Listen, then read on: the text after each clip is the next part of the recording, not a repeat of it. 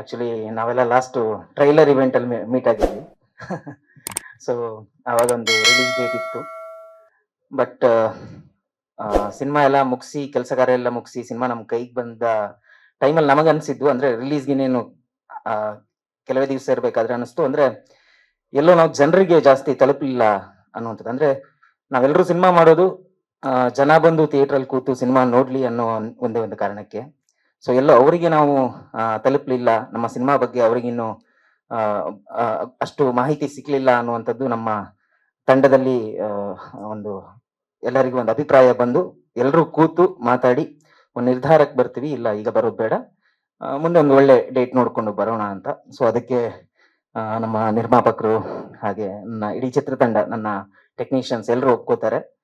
So ಅದಾದ ನಂತರ ಈಗ ಎಲ್ಲವೂ ಕೂಡಿ ಬಂದು ಈ ಫೆಬ್ರವರಿ 20ಕ್ಕೆ ನಾವು ಸಿನಿಮಾವನ್ನ ರಿಲೀಸ್ ಮಾಡೋಣ ಅಂತ ನಿರ್ಧರಿಸಿ ಇದೊಂದು ಪ್ರೆಸ್ ಮೀಟ್ ನ ಇವತ್ತು ಕರೆದಿದ್ದೀವಿ. ನೀವು ಬಂದಿರೋದಕ್ಕೆ ಎಲ್ಲರಿಗೂ ಥ್ಯಾಂಕ್ಸ್. ಸೊ ನಾವೇನೋ ಅವತ್ತು ಪುಷ್ ಮಾಡಿದ್ವಿ ಡೇಟ್ನ, ಈಗ ನಾವು ನಿಮ್ಮ ಹತ್ರ ಕೇಳ್ಕೊತಾ ಇದ್ವಿ, ದಯವಿಟ್ಟು ನಮ್ಮನ್ನ ನೀವು ಜನರ ಹತ್ರ ಆದಷ್ಟು ಪುಷ್ ಮಾಡಿಸಿ. ನಿಮ್ಮ ಸಹಕಾರ ಸಹಾಯ ತುಂಬಾ ಅಗತ್ಯ ನಮಗೆ. ಅಷ್ಟೇ. ಇಲ್ಲ ಸರ್, ಫೆಬ್ರವರಿ 20. ಇಲ್ಲ, 6 ಡೇಟ್ ನಾವು ಅನ್ಕೊಂಡಿರ್ಲಿಲ್ಲ, 20 ಅಂತಾನೆ ಅನ್ಕೊಂಡಿದ್ವಿ. ಹೌದು ಸರ್. 2 ಬಾರಿ ಆಗಿತ್ತು. ಈಗ 3ನೇದಕ್ಕೆ ನಾವು ಖಂಡಿತ ಸ್ಟ್ರೈಟ್ ಥಿಯೇಟರ್ ಬರ್ತಾ ಇದೀವಿ. ಸರ್ ಡಿಸ್ಟ್ರಿಬ್ಯೂಷನ್ ಬಂದು KVN ಪ್ರೊಡಕ್ಷನ್ ಅವರು ಮಾಡ್ತಾ ಇದ್ದಾರೆ. ಎಸ್, ಒಂದಿಷ್ಟು ಪ್ಲಾನ್ಸ್ ಗಳನ್ನ ಮಾಡ್ಕೊಂಡಿದ್ವಿ. ಅಂದ್ರೆ ನಾವು ಹೋದ್ಸಲ ಮೀಡಿಯಾ ಅಥವಾ ಸೋಷಿಯಲ್ ಮೀಡಿಯಾದಲ್ಲಿ ಆದಷ್ಟು ನಾವು ಮಾಡ್ಕೊಂಡಿದ್ವಿ, ಒಂದಿಷ್ಟು ಇಂಟರ್ವ್ಯೂಸ್ ಆಗ್ಲಿ ಅಥವಾ ಒಂದಿಷ್ಟು ಕಂಟೆಂಟ್ ಗಳನ್ನೆಲ್ಲ ಮಾಡ್ಕೊಂಡಿದ್ವಿ. ಆದಷ್ಟು ಈ ಸಲ ಜನರೊಂದಿಗೆ ನೇರವಾಗಿ ಮಾತಾಡೋಕೆ ಸಿಗೋಕೆ ಸಾಧ್ಯ ಆಗುತ್ತಾ ಅಂತ ನಾವು ಟ್ರೈ ಮಾಡ್ತಾ ಇದೀವಿ. ಆದಷ್ಟು ಒಂದಿಷ್ಟು ಊರುಗಳಿಗೆ ವಿಸಿಟ್ ಮಾಡಿ ಅಲ್ಲಿಯ ಒಂದಿಷ್ಟು ಸ್ಟೂಡೆಂಟ್ಸ್ ಕಾಲೇಜ್ಗಳಿಗೋ ಅಥವಾ ಅಲ್ಲಿಯ ಒಂದಿಷ್ಟು ಜನರ ಜೊತೆಗೆ ಮಾತಾಡಿ 1 to 1 ಅವ್ರನ್ನ ಥಿಯೇಟರ್ಗೆ ಬರುವ ಹಾಗೆ ರಿಕ್ವೆಸ್ಟ್ ಮಾಡ್ಕೊಂಡು ಬರುವಂತ ಒಂದಿಷ್ಟು ಪ್ಲಾನ್ಗಳನ್ನ ಮಾಡ್ಕೊತಾ ಇದೀವಿ ಸರ್. ಅಂದ್ರೆ ನಮಗೆ ಒಂದು ಒಳ್ಳೆಯ ಕಥೆ ಸರ್. ಮೊದಲನೇದಾಗಿ ಒಂದಿಷ್ಟು ವಿಷಯಗಳಿದೆ, ಅಂದ್ರೆ ಹುಲಿ ವೇಷದ ಹಿನ್ನೆಲೆ ಆಗಿರ್ಬೋದು ಅಥವಾ ಕರಾವಳಿ ಭಾಗದಲ್ಲಿ ನಡೆಯುವಂತಹ ಒಂದು ಒಳ್ಳೆಯ ಪ್ರೇಮ ಕಥೆ. ಸೊ ಅಲ್ಲಿ ಎಲ್ಲವೂ ಇದೆ, ಅಂದ್ರೆ ಆಕ್ಷನ್ ಇದೆ, ರೊಮ್ಯಾನ್ಸ್ ಇದೆ, ಎಮೋಷನ್ಸ್ ಇದೆ, ಕಾಮಿಡಿ ಇದೆ, ಎಲ್ಲವೂ ಇದೆ. ಜೊತೆಗೆ ಕೊನೆಯಲ್ಲಿ ಸಿನಿಮಾ ನೋಡಿ ಕೊನೆಗೆ ಹೋಗ್ಬೇಕಾದ್ರೆ ಸಂಬಂಧಗಳ ಬೆಲೆ, ಒಂದು ರಿಲೇಶನ್ಶಿಪ್ ನ ವ್ಯಾಲ್ಯೂಸ್ ಏನು ಅನ್ನೋದು ಸಿನಿಮಾದಲ್ಲಿ ಗೊತ್ತಾಗುತ್ತೆ ಸರ್. ಅಂದ್ರೆ ಹರ್ಟ್ ಆಗುವಂತಹ ಅಂಶಗಳು ಖಂಡಿತ ಯಾವುದೂ ಇಲ್ಲ.